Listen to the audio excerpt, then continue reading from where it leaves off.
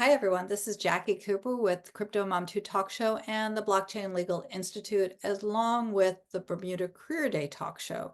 So I want to thank everyone for hopping on. Definitely remind you to like and subscribe. I'm really excited today to be speaking with a gentleman that I met a number of months ago, and he is pivotal in this industry for guiding individuals about blockchain, guiding them about security, accounting, finances. There's a whole slew of topics that we're going to be talking about. But because of the fact that I'm in the education space, not just in the law space, today's topic is really going to be about careers, about choices that we have, and not just from the youth perspective, because I'm a career switcher. So if you are listening, and you're in elementary, middle, or high school, congratulations for thinking about this. If you're in college or even a young adult who's older that's thinking about a career change, think about that, because again, where we start and where we end up might be two different places.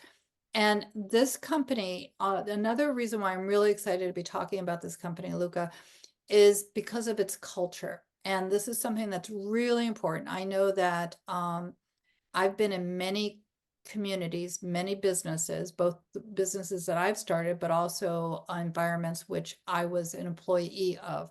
And when you are making decisions to work a traditional 9 to 5 job, it's really important that you like what you do, that you're in a community of people that support what you do. Because of the fact that we are working so much, it really, in my mind, should be play and enjoyable. Otherwise, why do it? But today I am going to pop over to Robert to have him introduce himself because he has a very diverse background. And I don't want to leave out anything. How are you doing today, Robert? Thank you so much for being on. Yeah, thanks for having me again. So share a little bit more about how you came to Luca. What's your background? Because not everyone pops out the door and comes to the first company that they work with. What's your background? How did you end up coming here? Yeah, well, after college, which I studied multinational business at Florida State University, I spontaneously joined the Marine Corps. That was following 9/11, and which was different than my original plan. So that wasn't something that I had planned to do when I was younger. But ultimately, I figured that I would regret not doing it when I was looking Yeah. back on my life. Um, and they needed pilots at the time, so I ended up signing a flight contract and served for 9 years between 2004 and 2013 in the Marine Corps as a Super Cobra pilot, Wow. and and learned quite a bit that I think has helped me with various career decisions since then. I believe United States Marine Corps, is one of the best, if not the best, leadership schools in the world. Yeah. Uh, so learned a ton there, and then you're put in real life experiences very quickly to kind of test out that knowledge, the educational knowledge that you've gained on leadership, and that combination creates a very unique type of candidate coming into the workforce. I joined PricewaterhouseCoopers in 2013 directly from the Marine Corps. I had 5 days between separating and starting my new job, and started in financial services in a consulting role out of New York City, which I think was uh, great for anyone in the military transitioning into corporate America, um, because you're exposed to so many different business processes in a consulting role, like with the Big Four and PwC. And I ended up leading the veterans program for advisory there for a number of years and hired a bunch of other veterans into the practice. So I did that about 6 years, and then decided I wanted to try something else. I really didn't know what it was. And I was introduced through a friend to Lukka. We were called Libra at the time. And they had just closed Series A funding and were doing kind of their initial ramp up. And they had relocated the company from Silicon Valley to New York City. And so, um, honestly, I took the job not really expecting much other than a very dynamic working environment, and knew I would have to learn a lot because I didn't know much about crypto and blockchain and in the industry and all the different players because I hadn't worked in it directly. I'd really just been an observer by that point. And And I'd say I fall back on in a startup probably more of my leadership experiences at both the Marine Corps and PwC, than anything else that I've learned. I mean, it's a very fast moving. Couldn't agree more with your statements on how it's important to want to do what you're doing, particularly if you're in a more stressful job. And if you're at a startup, it's probably going to be more stressful than your more typical job at a bank or a larger well-established organization. So I love the fact that you talked about the military service, and thank you so much for serving, because I think that a lot of individuals might not think of that as a career path or as a training ground for the skills that you need, but it definitely provides both education as well as real life experience. So, and I think that that is something that is an option both here in the United States as well as in other communities. So for those that are listening, definitely, explore that and decide if that's right for you. Did you think that you majored in the international side? mhm. What made you interested in the business and the finance and the global aspects? What kind of made you go that route? I grew up traveling a lot, honestly, so I guess that more of a personal interest and recognize that the world is getting smaller every day with technology and business is becoming a lot more global, compared to 20, 30 years ago where, having an international business was much more unique. Today, particularly in the digital assets or in the crypto or blockchain industry, I think you're at a huge disadvantage if you're not thinking in a global mindset for your organization, because that's how the ecosystem operates. I mean, this technology moves across borders in an incredibly innovative way. So if your team isn't doing that, you're probably missing out on a lot of deals and opportunities.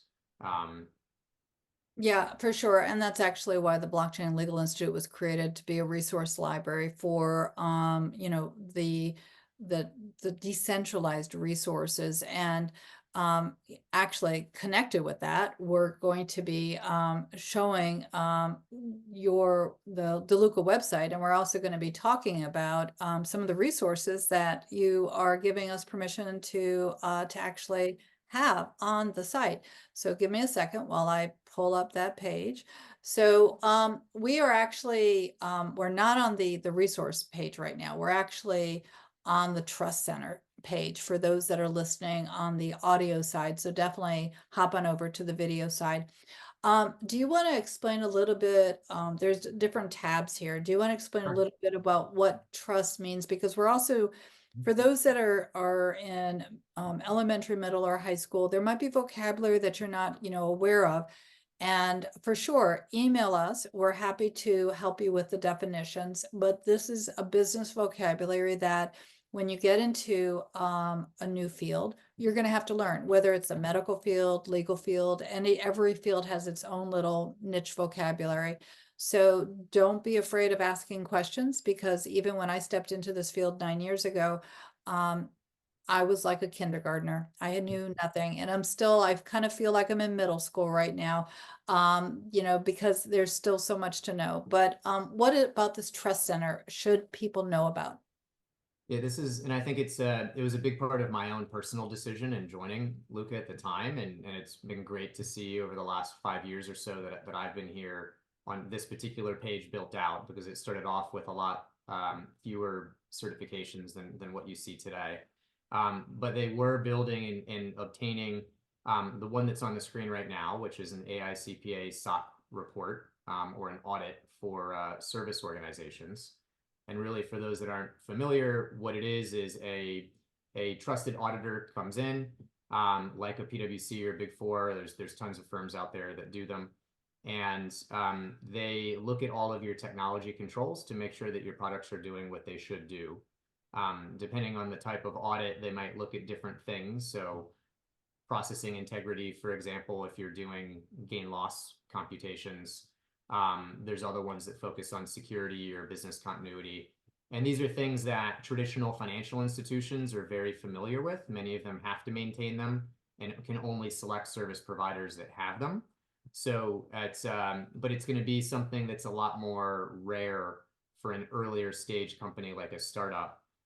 We were the first company in the crypto industry to have an AICPA SOC 1 audit, and then SOC 2 audit. Now you see them quite a bit around the ecosystem. But I recognized that in Lukka, and it was a big part of my decision because I figured whenever mainstream financial institutions started to adopt digital assets into their business models, it was going to be much easier for them to work with service providers that had these. So that's why we call it Trust Center. These are about it's, hey, don't trust ours. We're actually go to great length and pay a lot of money to have auditors and other trusted organizations independently certify us or audit us to make sure that we're doing things the right way. I will say the things that we're doing are never going to be perfect, and anyone that understands technology knows that technology is imperfect. And so it's more about the governance, transparency, and doing the right thing with all of these decisions, recognizing that it's never going to be perfect. So it is this continuous process, and we're constantly looking for more certifications and trying to expand this or do it better year over year, which is how we've ended up with a lot of the ones that you see on there now.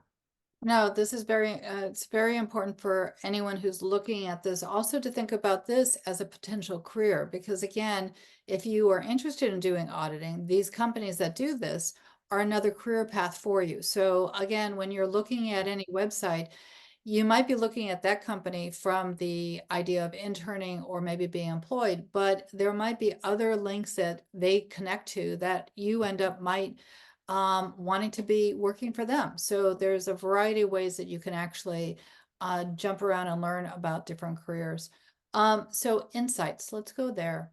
So tell me, this is what we were actually talking about before. This is a library of sorts, which and the information on here will be within Blockchain Legal Institute because we are a library.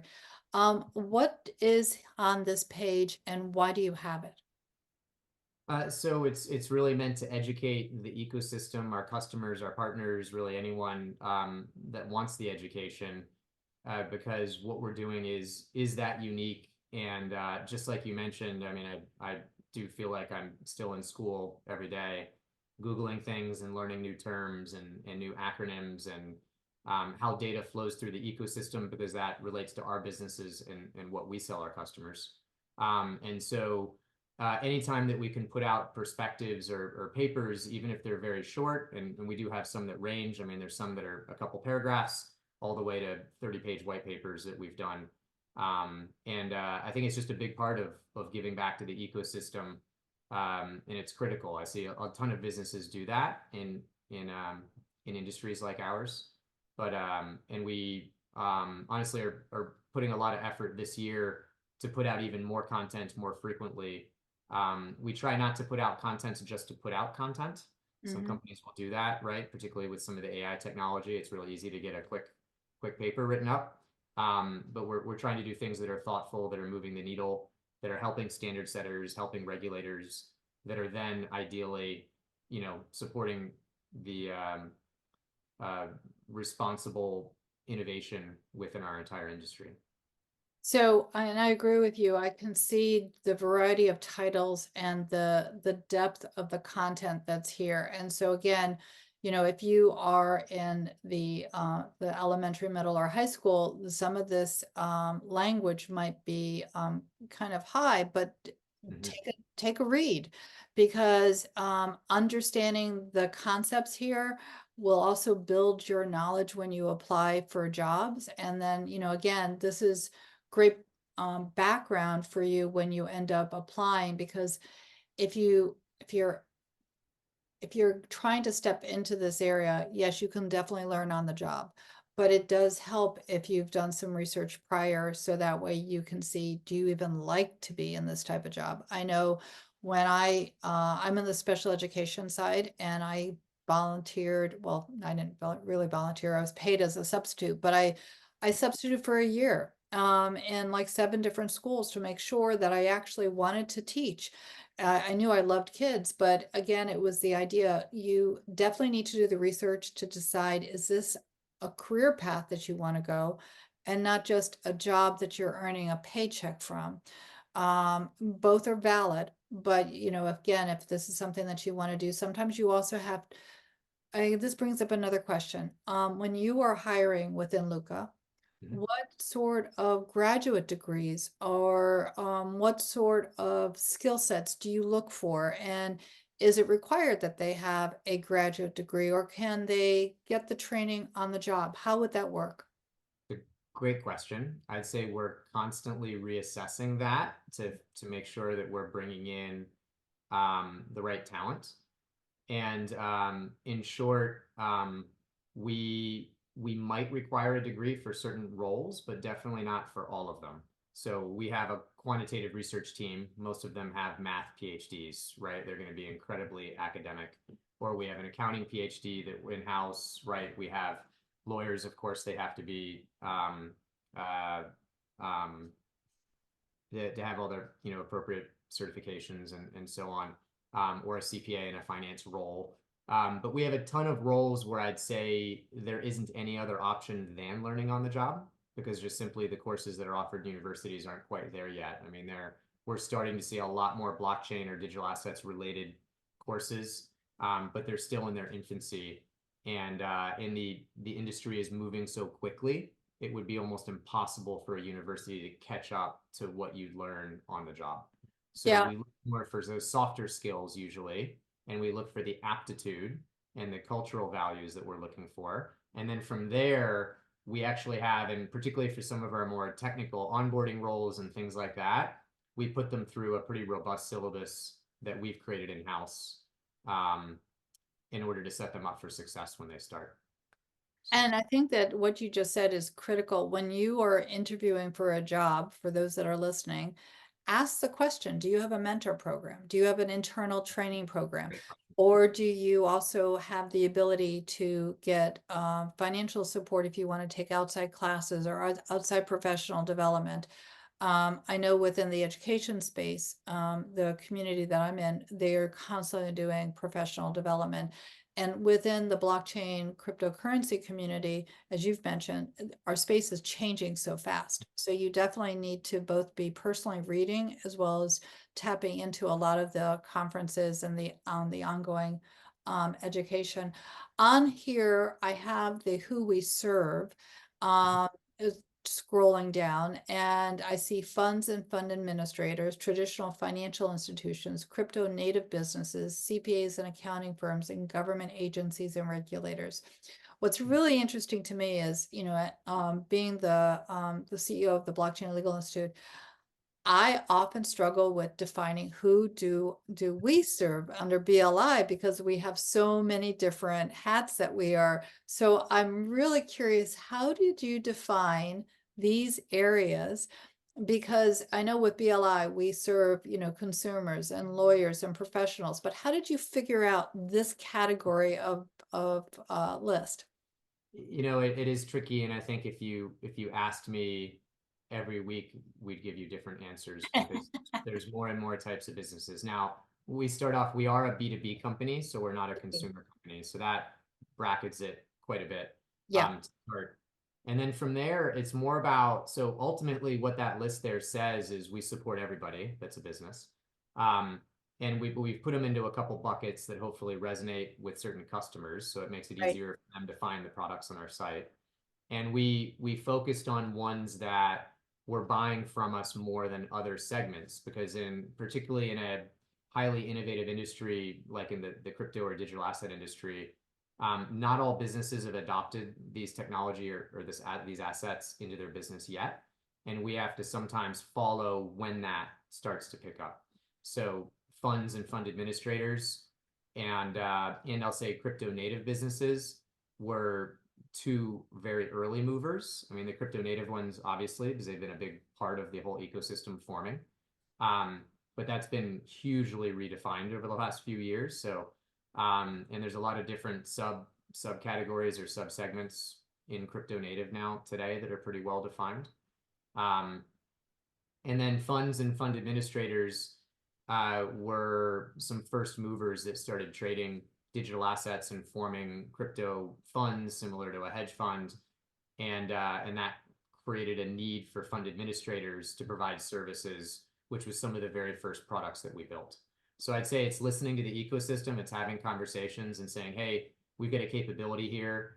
You have to pitch it to a lot of companies that probably don't necessarily need it until you find out where your market fit is.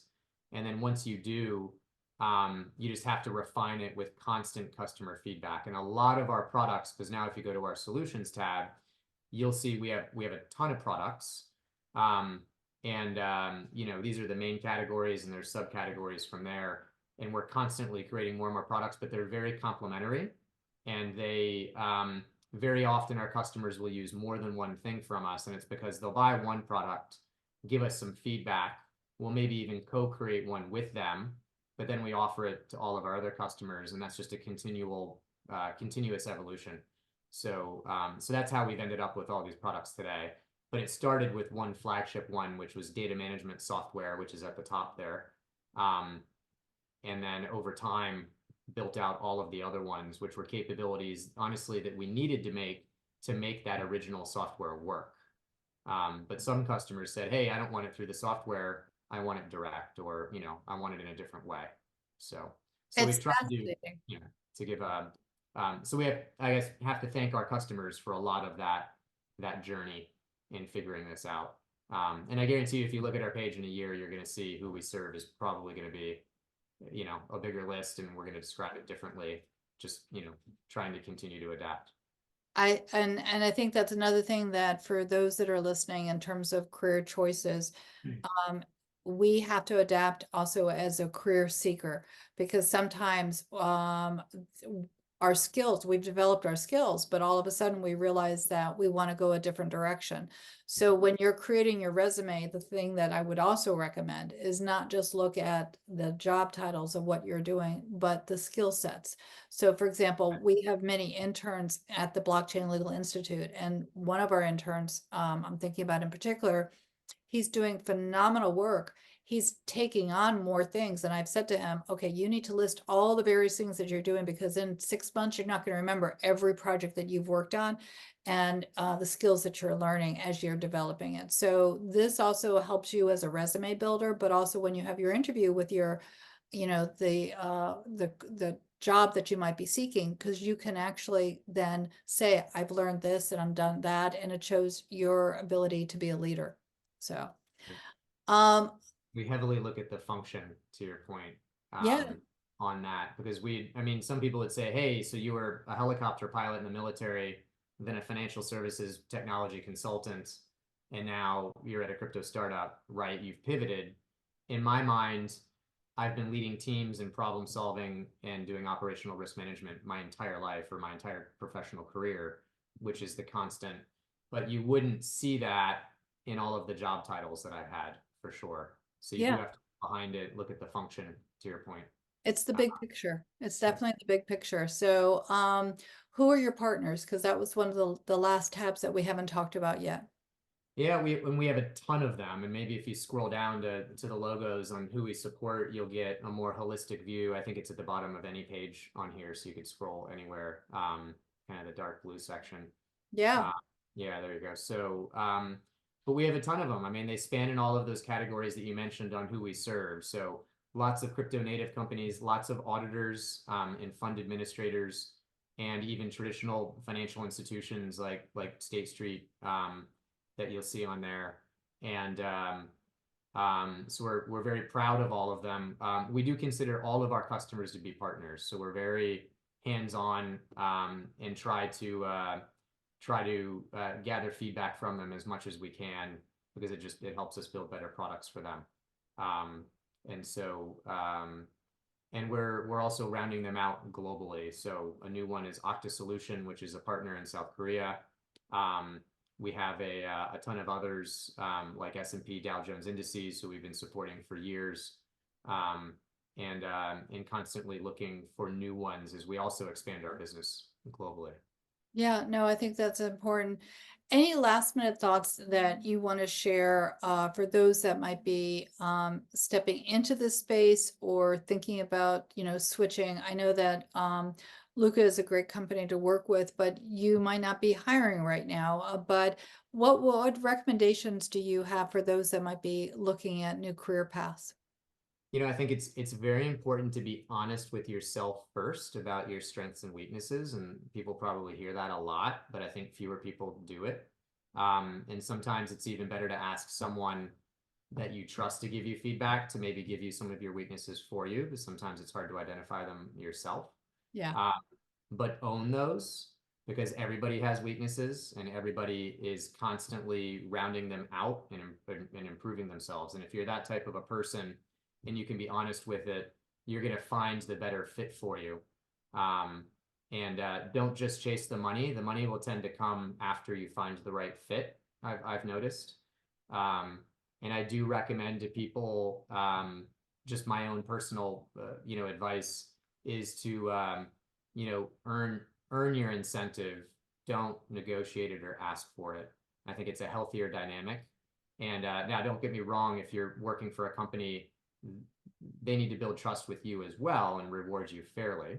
Um, and if that doesn't exist, you're probably at the wrong company and you should make a change. But if it does exist, work first, and then ideally that should come to you magnitudes more than just trying to negotiate it the whole way. Despite what some people will say, a lot of people will tell you you have to negotiate your job in, and it sometimes depends on the role. But Yeah, I agree with you there. Thank you so much for being on today. For those that are listening, if you have questions, definitely reach out. Luca's website will be below as well as any contact information. And definitely, the whole purpose of these series is to help you decide what's right for you. But also, if you have questions as you're learning about the space, reach out because that's why we're also here. We're resources. So for everyone listening today, as I always say at the end of all my shows, be kind to yourself, be kind to others. We're very, very interconnected. We're all part of one world and now more than ever. So everyone, thank you so much. Robert, thank you so much for being on. yeah. I look forward to our next conversation. All right, everyone, have a great day.